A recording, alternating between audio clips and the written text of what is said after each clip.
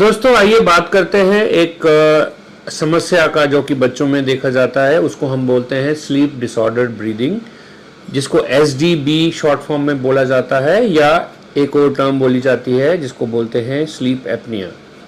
ये वो बच्चे हैं जो बच्चे रात को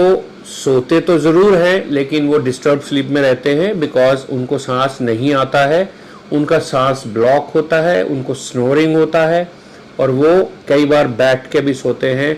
आंखें बंद रहती हैं लेकिन वो सो नहीं रहे होते हैं। इस प्रॉब्लम को हम स्लीप डिसऑर्डर ब्रीदिंग बोलते हैं।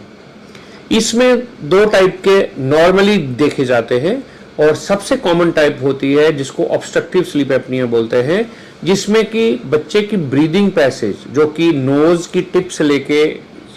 लंग्स तक होता है या ब्रीदिंग पैसेज तक होता है, उस पैसेज में कहीं अगर ब्लॉकेज है जो कि काफ़ी कारणों से हो सकता है बच्चों में, उस कारण से इसको ऑब्स्ट्रक्टिव स्लीप एपनिया हो सकता है जो कि कॉमनेस्ट है। ऑलमोस्ट 95% बच्चों में ऑब्स्ट्रक्टिव स्लीप एपनिया होता है। कुछ परसेंट में जो कि 0 से 5% बच्चों में हम देखते हैं जिसमें कॉज होता है सेंट्रल, जबकि ब्रेन के लेवल पे कॉज होता है।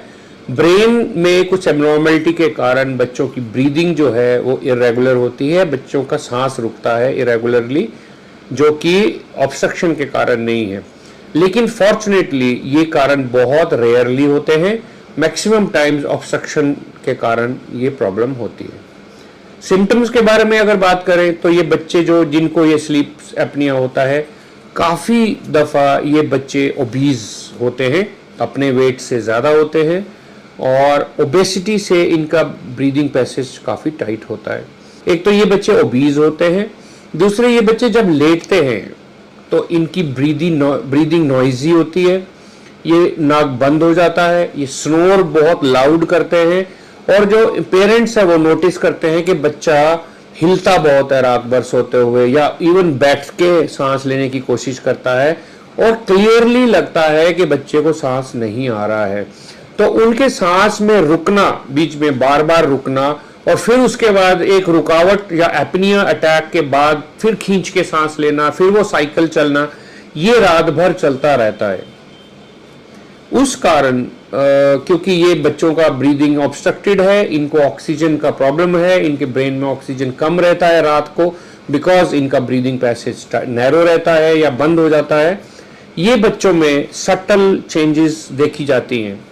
क्योंकि ये एडल्ट्स नहीं है, एक्सप्रेस नहीं कर सकते हैं, इनको बड़े एक्सप्रेसिव सिम्टम्स नहीं होते हैं, बट नॉर्मली ये बच्चों में ये प्रॉब्लम ये होती है कि ये लैक ऑफ कंसंट्रेशन होता है, बच्चे बहुत सुस्त रहते हैं सारा दिन, ये खेलते नहीं हैं, भागते दौड़ते नहीं हैं, स्लीपी रहते हैं और ये बच्चे डे टाइम में भी काफ़ी हद तक नॉइज़ वाली ब्रीदिंग करते हैं। बैठे बैठे इनका सांस लेने का लोगों को एहसास होता है, ये सांस ले रहे हैं और आवाज़ आ रही है। ये सारे सिम्टम जो है ये इनडायरेक्टली पेरेंट्स इसको नोटिस करने अगर करें तो वो देखेंगे कि उनको ये बच्चों को ये होता है।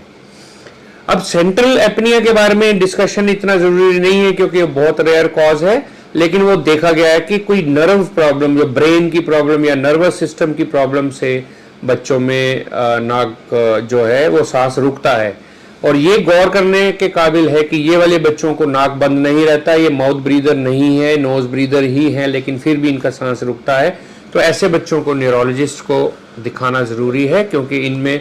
जो भी सेंट्रल या ब्रेन का कॉज है वो रूल आउट करना चाहिए। ये बच्चों का एग्जामिनेशन कैसे होता है? जो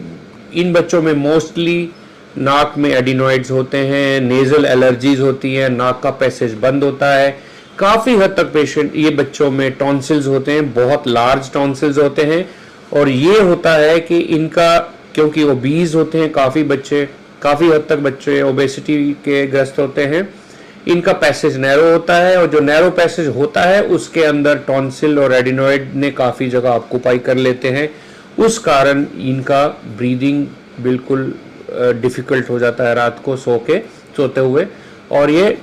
स्नोर करते हैं, वाइब्रेट होता है इनका सारा ब्रीदिंग पैसेज, तो उसके कारण ये डिस्टर्ब स्लीप इसको बोलते हैं।